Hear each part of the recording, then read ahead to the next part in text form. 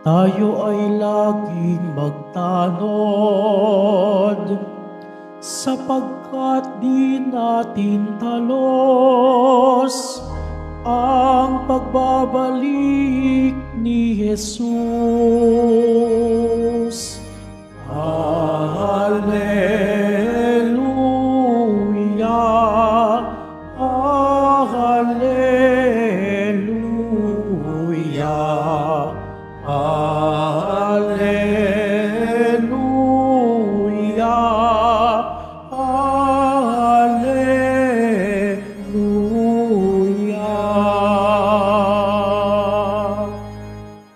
Sumainyo ang Panginoon. At sumaiyo rin. Ang mabuting balita ng Panginoon ayon kay San Lucas. Papuri sa iyo, Panginoon. Noong panahong iyon, sinabi ni Jesus sa kanyang mga alagad, "Tandaan ninyo ito, kung alam lamang ng puno ng sambahayan kung anong oras darating ang magnanakaw, hindi niya pababayaang pasukin ang kanyang bahay. Kayo may dapat humanda, sapagkat darating ang anak ng tao sa oras na hindi ninyo inaasahan." Itinanong ni Pedro, "Panginoon, sinasabi po ba ninyo ang talinghagang ito para sa amin o para sa lahat?" Tumugon ang Panginoon, "Sino nga ang tapat at matalinong alipin? Hindi ba siya ang pamamahalain ng kanyang Panginoon sa sambahayan nito upang magbigay sa ibang mga alipin ng kanilang pagkain sa karampatang panahon? Mapalad ang aliping iyon kapag dinatnan siyang gumagawa ng gayon pagbabalik ng kanyang Panginoon. Sinasabi ko sa inyo, pamamahalain siya ng kanyang Panginoon sa lahat ng ari-arian nito. Ngunit kung sabihin sa sarili ng aliping iyon, matatagalan pa bago magbalik ang aking Panginoon, at simulan niyang bugbugin ang ibang aliping lalaki at babae, at kumain, uminom at maglasing. Darating ang Panginoon ng aliping yaon sa araw na hindi niya inaasahan at sa oras na hindi niya alam. Buong higpit na parurusahan siya ng Panginoon at isasama sa mga di tapat. At ang aliping nakaalam ng kalooban ng kanyang Panginoon, ngunit hindi naghanda ni sumunod sa kalooban nito, ay tatanggap ng mabigat na parusa. Ngunit ang aliping hindi nakaalam ng kalooban ng kanyang Panginoon at gumawa ng mga bagay na nararapat niyang pagdusahan, ay tatanggap ng magaang na parusa. Ang binigyan ng maraming bagay ay hahanapan ng maraming bagay, at ang pinagkatiwalaan ng lalong maraming bagay ay pananagutin sa lalong maraming bagay. Ang mabuting balita ng Panginoon. Pinupuri ka namin, Panginoong Hesukristo. Magsiupo muna ang lahat. Isang magandang tanghali po sa inyong lahat. Ngayon po ay Miyerkules ng ika-29 na linggo sa karaniwang panahon at ating pong ginugunita ang kapistahan ni Saint John Paul II. Halos lahat sa atin dito ay naabutan, si Saint John Paul II. Yung iba nakita ninyo personal nung siya ay dumalaw dito noong 1995. At muli sa tulong ni San Pablo o ni Saint John Paul II, nawa ay atin din pong maunawaan ang mensahe ng atin pong mga pagbasa ng ating Ebanghelyo sa araw na ito.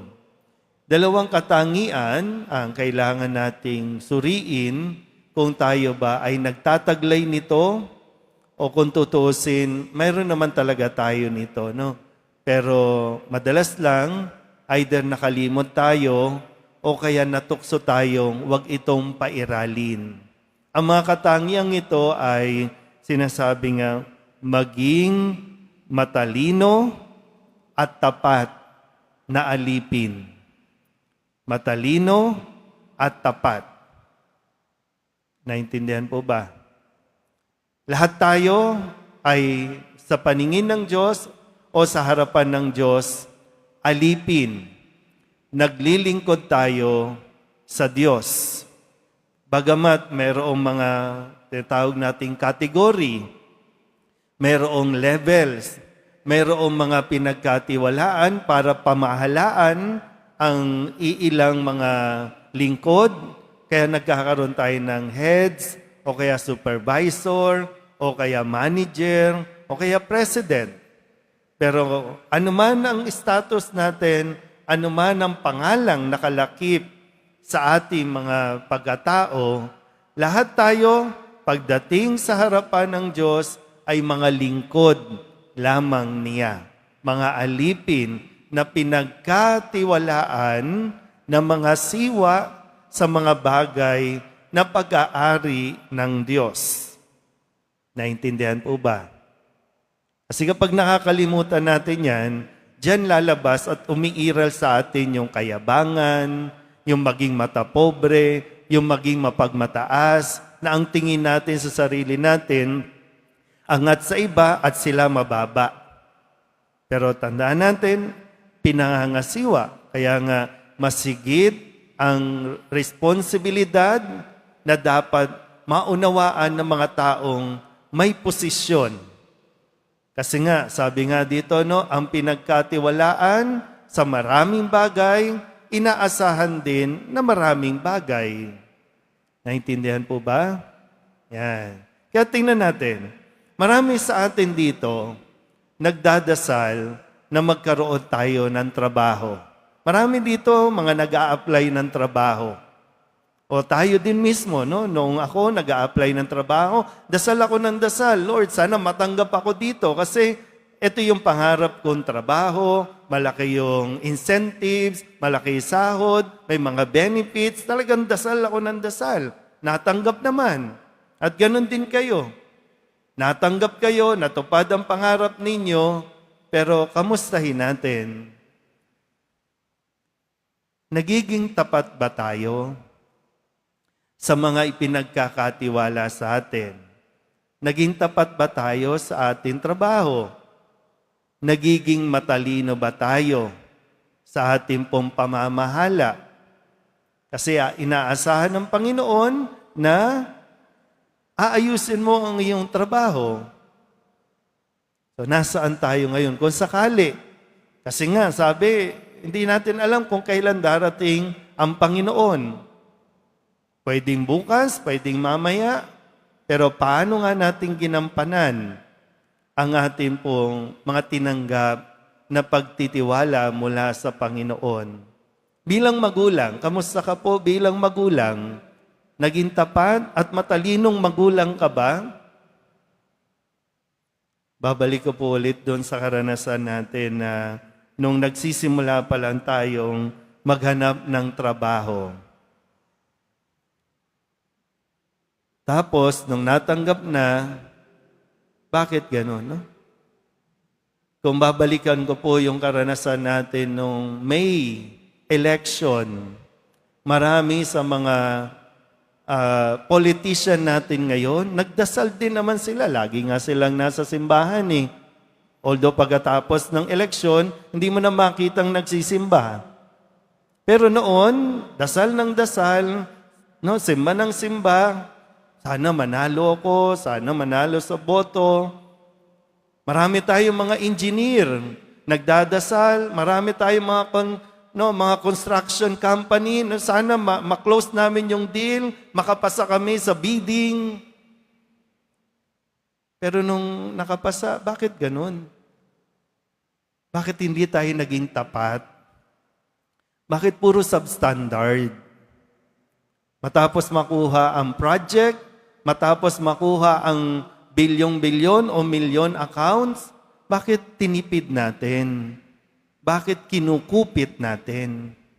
Bakit hindi natin ginawa yung inaasahan sa atin na ayusin ang pagtatrabaho? ayusin.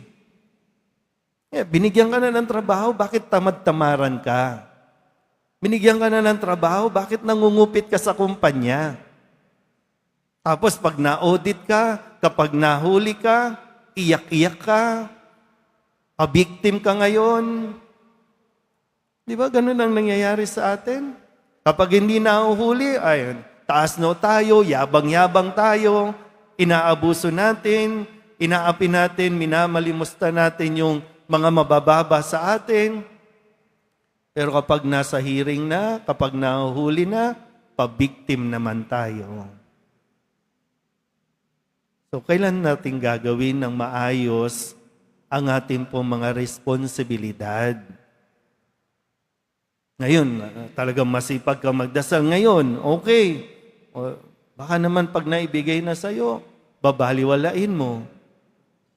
Iba nga, di ba? Gusto mag-abroad. Para saan? Lord, para mabigyan ng mabuting, magandang buhay yung pamilya ko. Nung nag-abroad na, nasira at sinira ang pamilya, pumapatol sa iba. So, anong gagawin natin? Uy. Mabuti ang Diyos, no? Ang pong Nazareno, binibigay kung ano ang hinihiling natin. Pero yung time, kaya mo ba? Kaya ba natin maging tapat at maging matalino sa mga biyayang ipinagkakaloob sa atin?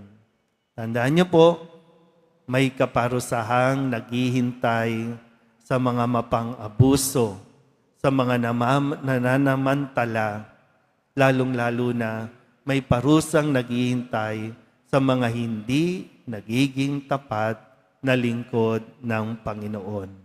Ayaw ng Nazareno, ayaw ng Panginoong Hesus na tayo po ay maparusahan. Dahil kaya nga siya nandito, no? Para mailigtas tayo at tayo po ang lahat ay madala sa kabutihan. Pero ngayon pa lang, pag-isipan na natin ng mabuti habang may panahon pa. Amen.